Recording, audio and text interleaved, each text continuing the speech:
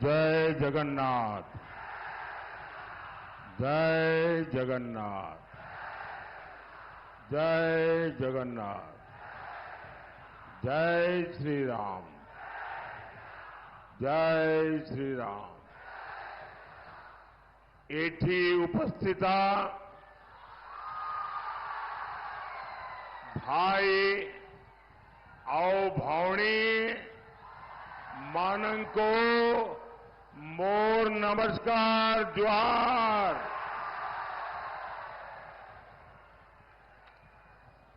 यहां मैंने देखा एक बिटिया बहुत बढ़िया चित्र बना के लाई थी, साथ में राम मंदिर भी बनाया था। वो चित्र के पीछे आपने अपना नाम पता लिखा है। ये बच्ची भी कोई किताब विताब लाई है, देना चाहती है, जरा ले लीजिए भाई।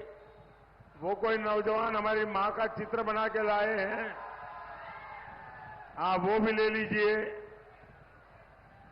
वो एक बच्ची को जो किताब जैसा है उसके हाथ में ले लिया। आप सबने अपना आता पता लिखा है। आप लोग इतना उत्साह उमंग के साथ इतनी मेहनत करके अपनी भावनाएं प्रकट कर रहे हैं, मैं आपका बहुत बहुत आभारी हूं। ये कोई बुजुर्ग आदमी को भी मन कर गया आगे को लेके आ रहे हैं, उनसे भी ले लीजिए।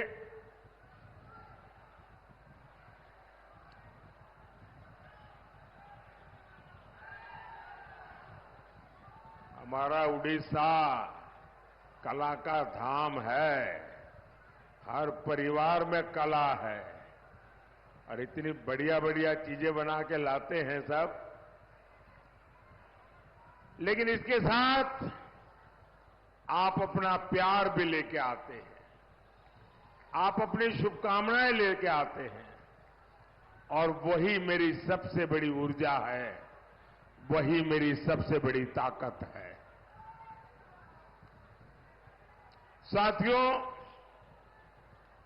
महिमा गोसाई और भीमा भोई की स्मृति को मैं आज इस धरती से नमन करता हूं।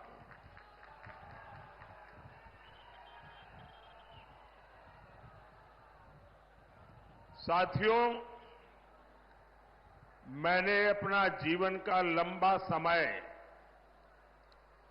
पार्टी के संगठन के कार्य के लिए खपाया है और मैं संगठन की बारीकियों को बहुत भली भांति जानता हूं। अगर मुझे गुजरात में कोई कहे कि बहुत बड़े लीडर आने वाले हैं, सुबह 10-11 बजे रैली करो, तो मैं हाथ जोड़ के कहता था कि नहीं जी, 10:30-11 बजे कौन आएगा, ये संभव नहीं है। आप 2 बजे के बाद का टाइम दे दो। बड़ा मुश्किल होता था। सुबह 10 बजे ये भीड़, ये जन सैलाब, पूछे पूरा स्टेडियम भरा पड़ा है। ये अद्भुत दृश्य है। और ये तो 10:30 बजे हैं। मैं जब सुबह 7 बजे पुरी में भगवान जगन्नाथ जी के चरणों में वंदन करने के लिए गया था, भगवान जगन्नाथ जी के आशीर्वाद लेने गया था, सुबह 7 बजे पुरी के रास्तों पर हजारों लोगों की भीड़। और मैं अभी सीधा पुरी से आ रहा हूं। थोड़ी देर पहले मुझे महाप्रभु जगन्नाथ जी के दर्शन और पूजा अर्चन करने का सौभाग्य मिला। और मैंने प्रभु जगन्नाथ जी, और जगन्नाथ जी ऐसे हैं, हर किसी की आशा पूरी करते हैं, तभी तो वो पूरी है।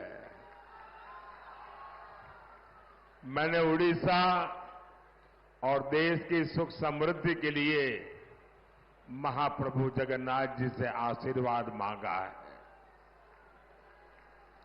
भाइयों और बहनों, आज देश में 5वें चरण का मतदान भी हो रहा है।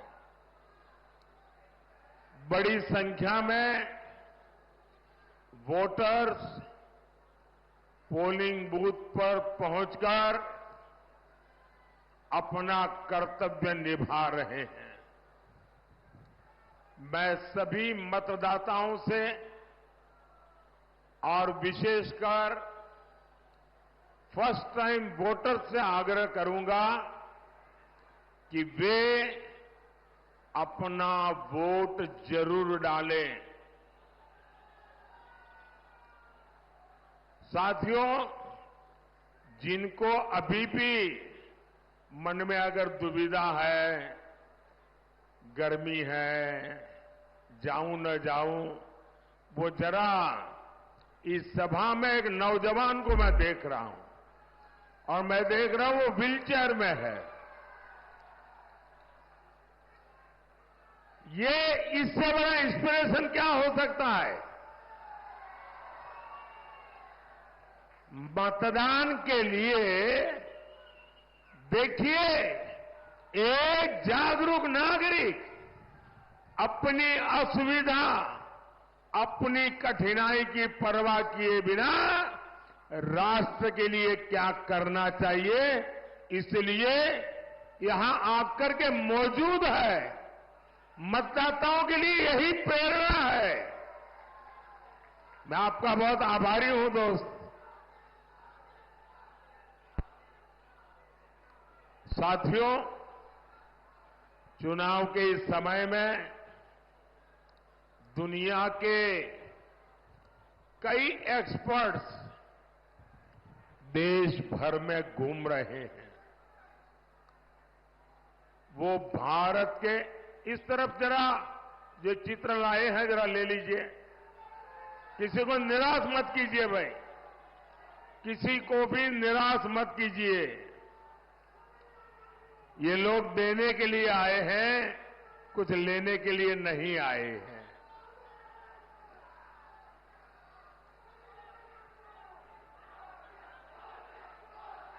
इधर एक बच्ची है, उसको जरा आगे आने दीजिए। आप मत लीजिए, उस बच्ची को आगे आने दीजिए। बहुत प्यारी छोटी सी गुड़िया, देखिए वो चित्र लेकर के आई है। उस बच्ची को आगे आने दीजिए।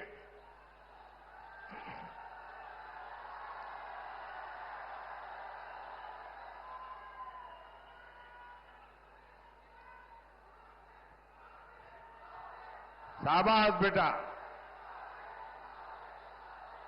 बेटा तुम्हारा चेहरा नहीं दिखाई देता है मुझे। अरे भाई, आप ऐसे छीन मत लो, वो बेटी का चेहरा मुझे देखना है। शाबाश, शाबाश बेटा। देखिए, ये 2047 में विकसित भारत होगा ना, तब ये शान से देश को चलाते होंगे।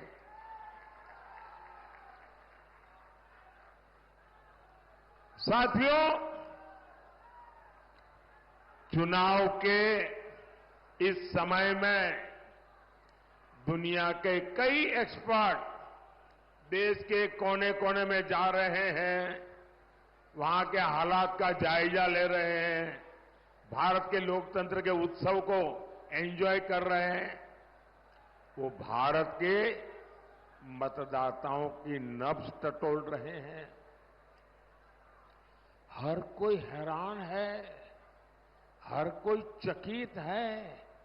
ये जन समर्थन, जनता जनार्दन का ये आशीर्वाद हर कोई मोदी सरकार को तीसरी बार वापस लाना चाहता है। इसमें भी हमारी माताओं बहनों का, हमारे नौजवानों का उत्साह बहुत अधिक देख रहा हूं मैं। और ओडिशा में तो ये मैं सामने देख रहा हूं, यहां एक ही नारा गूंज रहा है।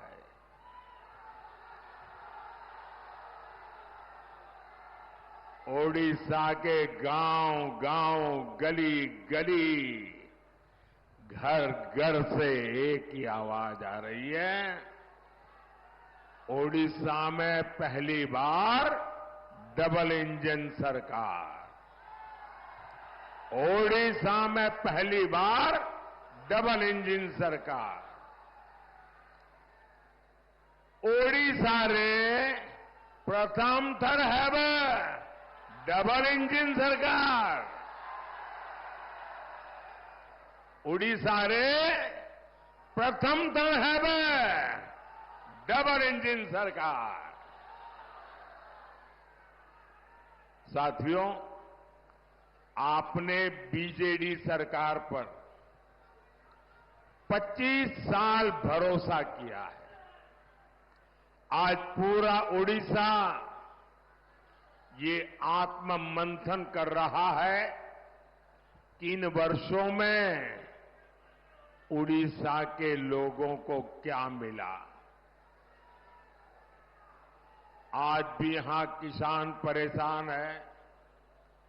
आज भी नौजवान छोटे छोटे काम के लिए दूसरे राज्यों में जाता है।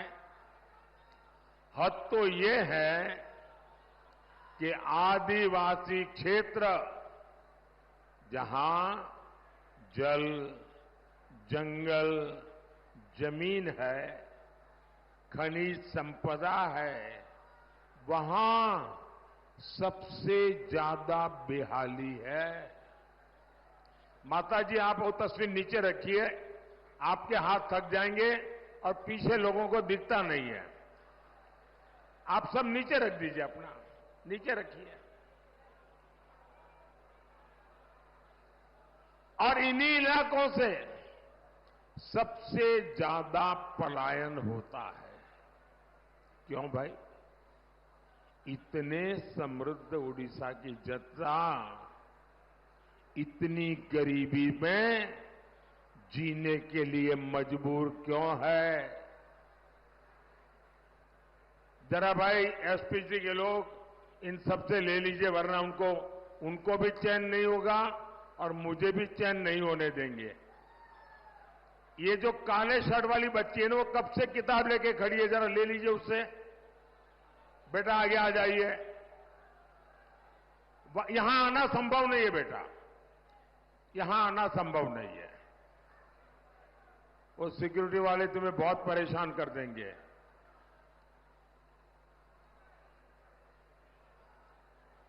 अब संतोष हो गया सबको? अब मैं अपनी बात करूं आगे। आप इतना प्यार बरसाते हैं कि मेरी बोलती बंद हो जाती है।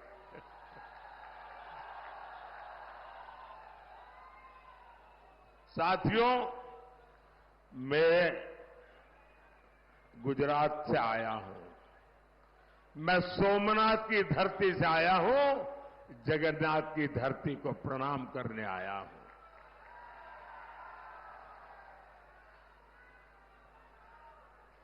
लेकिन मैं उड़ीसा में जो गरीबी देखता हूं, मेरे दिल में बहुत बड़ा दर्द होता है कि इतना समृद्ध प्रदेश, इतनी महान विरासत, ये मेरे उड़ीसा को किसने तबाह कर दिया, किसने बर्बाद कर दिया, किसने इसके नौजवानों के सपनों को कुचल डाला।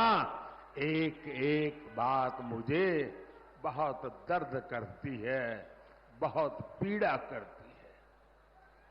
और मैं जब देखता हूं इसकी वजह क्यों है, क्या वजह है?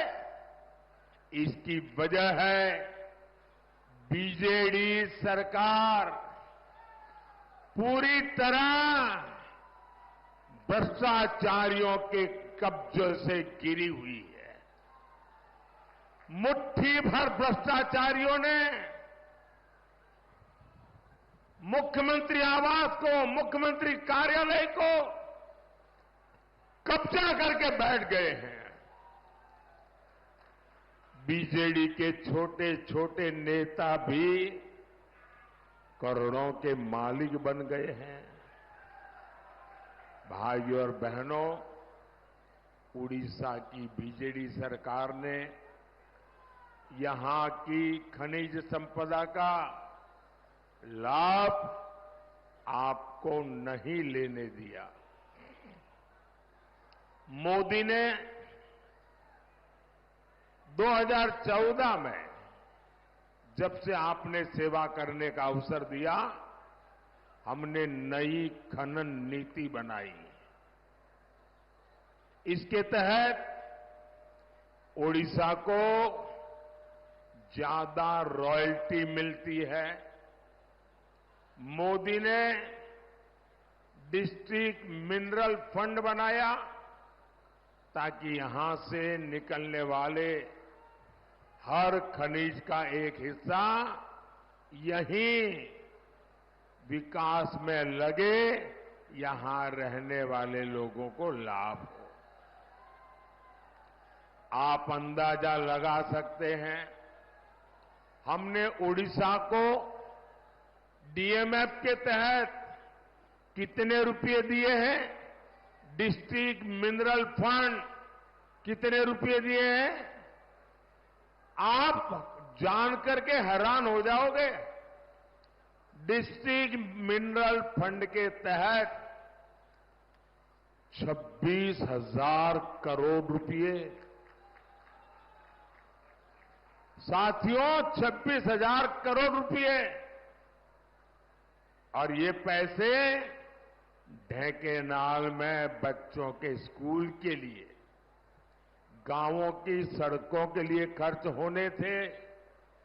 लेकिन इसमें भी बीजेडी के लोगों ने भ्रष्टाचार ही भ्रष्टाचार फैलाया। साथियों, बीजेडी के राज में न तो ओडिशा की संपदा सुरक्षित है और न ही ओडिशा की सांस्कृतिक धरोहर सुरक्षित है।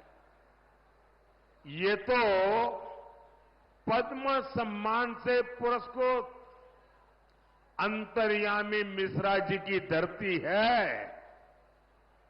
जिन्होंने जगन्नाथ संस्कृति को लेकर इतना काम किया है। लेकिन बीजेडी सरकार में जगन्नाथ जी का मंदिर भी सुरक्षित नहीं बचा है। पिछले 6 साल से श्री रत्न भंडार की चाबी का अता पता नहीं है। मैं जरा आप सबसे पूछना चाहता हूं, पूरे देश की श्रद्धा, सदियों से जो पूजा होती है,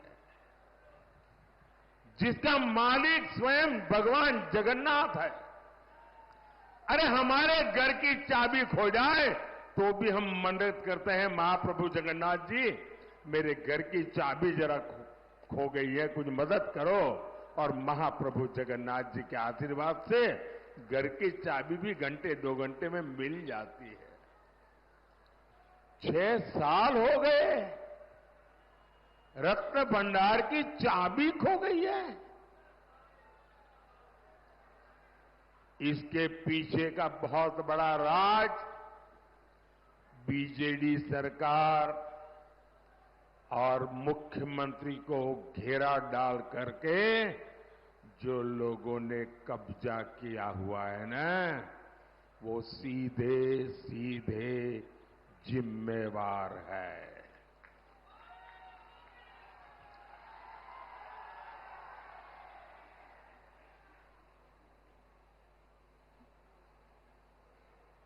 पूरा उड़ीसा जानना चाहता है कि जो जांच हुई थी उसकी रिपोर्ट में ऐसा क्या है कि बीजेडी ने वो रिपोर्ट ही दबा दी। बीजेडी की खामोशी से लोगों का शक गहरा रहा है। मैं आज उड़ीसा के लोगों को भरोसा देता हूं, उड़ीसा में भाजपा सरकार बनते ही दूध का दूध, पानी का पानी हो जाएगा। भाजपा सरकार जांच रिपोर्ट को सार्वजनिक करेगी और महाप्रभु जगन्नाथ जी की ये हमारी सबसे बड़ी सेवा उसी से शुरू हो जाएगी। साथियों, ये बहुत गंभीर घटना है जिसमें उड़ीसा की धरोहरों को लेकर संवेदनशीलता नहीं है। वो धरोहरों का संरक्षण भी नहीं कर सकते ये लोग। उड़ीसा का तेज विकास तो उड़ीसा की मिट्टी की संतान ही कर पाएगी। और इसलिए मोदी ने आपको गारंटी दी है, आप यहां भाजपा की सरकार बनाइए। भाजपा उड़ीसा के बेटे या उड़ीसा की बेटी को ही उड़ीसा का मुख्यमंत्री बनाएगी। और आपको मालूम है ना, मैंने पहले से बताया है, शपथ ग्रहण की तारीख बताई है, पता है ना? कौन सी तारीख? मैं आज आपको निमंत्रण देने आया हूं।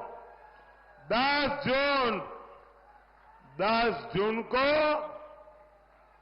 उड़ीसा में डबल इंजन सरकार का शपथ ग्रहण कार्यक्रम होगा। ये सरकार का जाना तय है। भाइयों बहनों, 21वीं सदी के उड़ीसा को विकास की रफ्तार चाहिए। वो बीजेपी सरकार किसी भी हालत में नहीं दे सकती। इस शताब्दी का अब तक का पूरा हिस्सा आप बीजेडी को मौका दे चुके हैं। अब समय आ गया है कि आप बीजेडी की ये ढीली ढाली नीतियां, ढीला ढीला काम, स्लो रफ्तार को छोड़कर भाजपा की तेज रफ्तार सरकार चुने। आप सभी देख रहे हैं, पिछले 25 वर्षों से उड़ीसा में सिंचाई के अनेक प्रोजेक्ट अटके, लटके और भटके हुए हैं। रंगाली सिंचाई परियोजना 80 के दशक से बन रही है, आज तक नहरें नहीं बन पाई। एक और प्रोजेक्ट स्वर्ण रेखा सिंचाई परियोजना, इस पर 1970 से प्लानिंग चल रही थी। आपने मोदी को अवसर दिया तो इसको हम पीएम कृषि सिंचाई योजना के दायरे में लाए। उड़ीसा में ऐसे 8 बड़े सिंचाई प्रोजेक्ट थे जो कई दशकों से लटके हुए थे। इनमें से 5 को तेज रफ्तार मोदी सरकार पूरा कर चुकी है, लेकिन बीजेडी सरकार के ज्यादातर प्रोजेक्ट आज भी अधूरे ही है। साथियों, ओडिशा के धान किसानों के साथ भी यहां बरसों से विश्वासघात हुआ है। यहां किसान साल में एक फसल मुश्किल से ले पाता है। वो मेहनत करता है, धान उगाता है, लेकिन 2200 रुपये का घोषित एमएसपी तक उसे नहीं मिल पाता।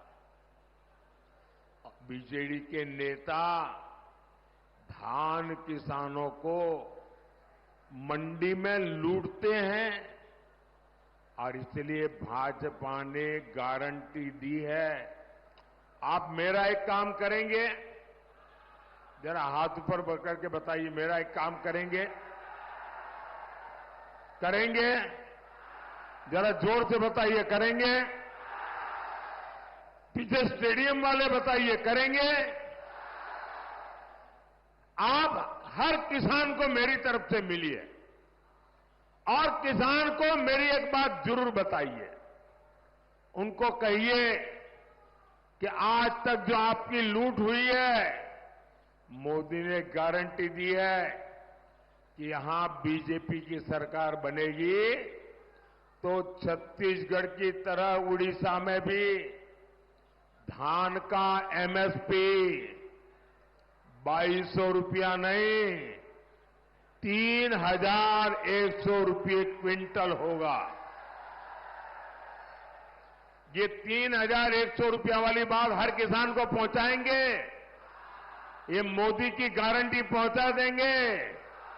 इतना ही नहीं, 48 घंटे में यानी 2 दिन के भीतर भीतर धान का पैसा उसके बैंक के खाते में जमा हो जाएगा। दूसरा, उन किसानों को बता दीजिए, अभी तोलने के बहाने जो कटनी होती है, जो छटनी होती है, जो किसानों को लूटती है, उससे किसानों को मुक्ति दिलाने के लिए मंडियों में इलेक्ट्रिक मशीन भी लगाई जाएगी।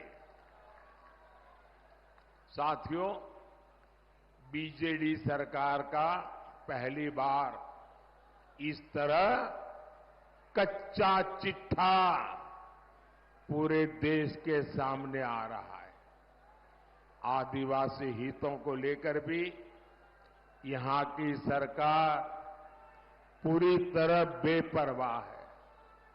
आप भी जानते हैं, मोदी सरकार ने आदिवासी परिवारों के लिए वनधन योजना बनाई।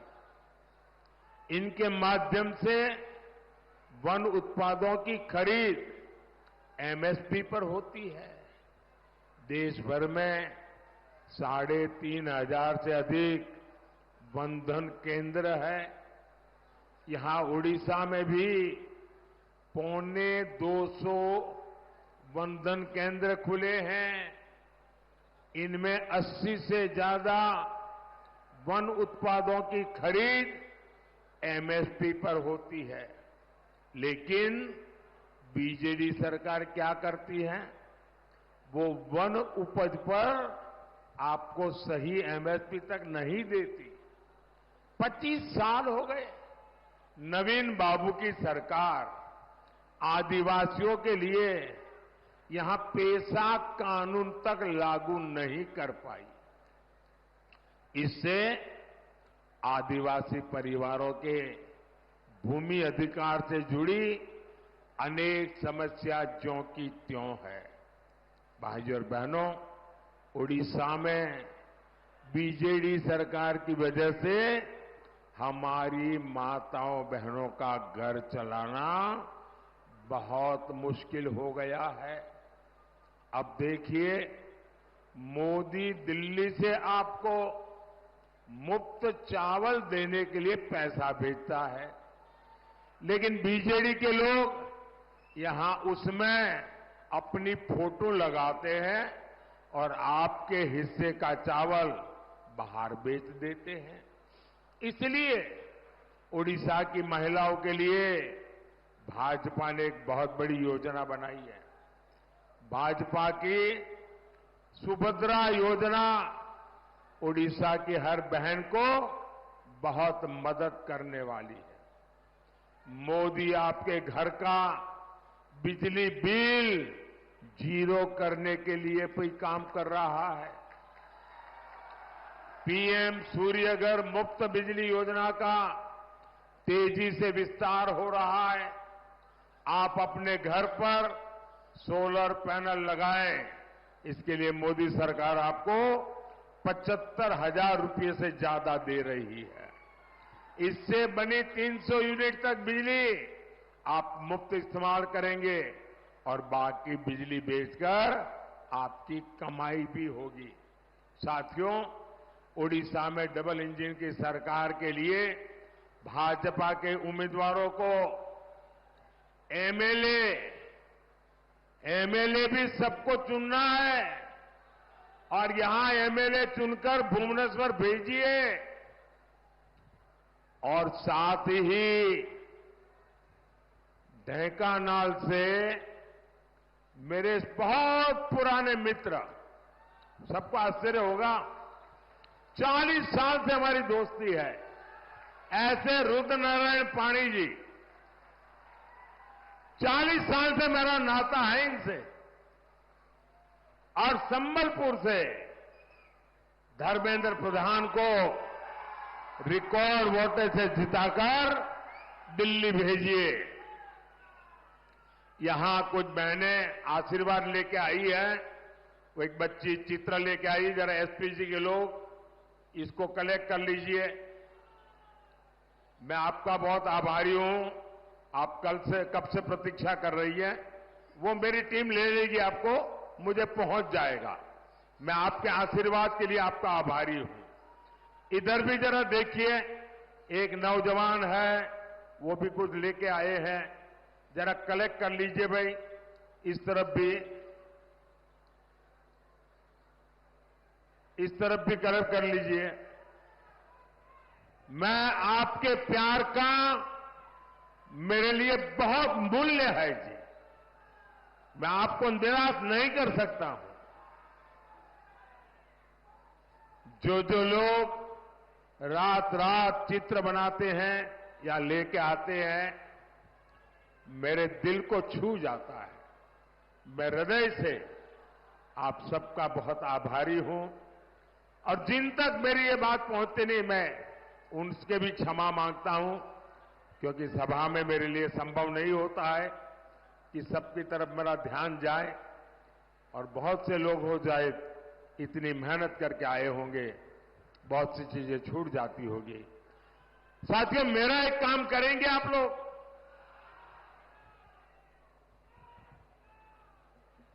क्यों ढीले पड़ गए? मेरा एक काम करेंगे, जरा हाथ ऊपर करके बताइए, मेरा एक काम करेंगे,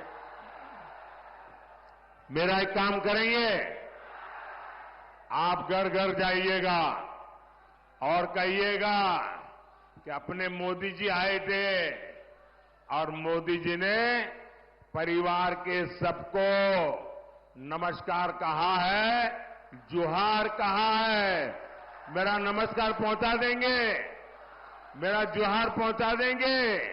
बोलिए भारत माता की, भारत माता की, भारत माता की।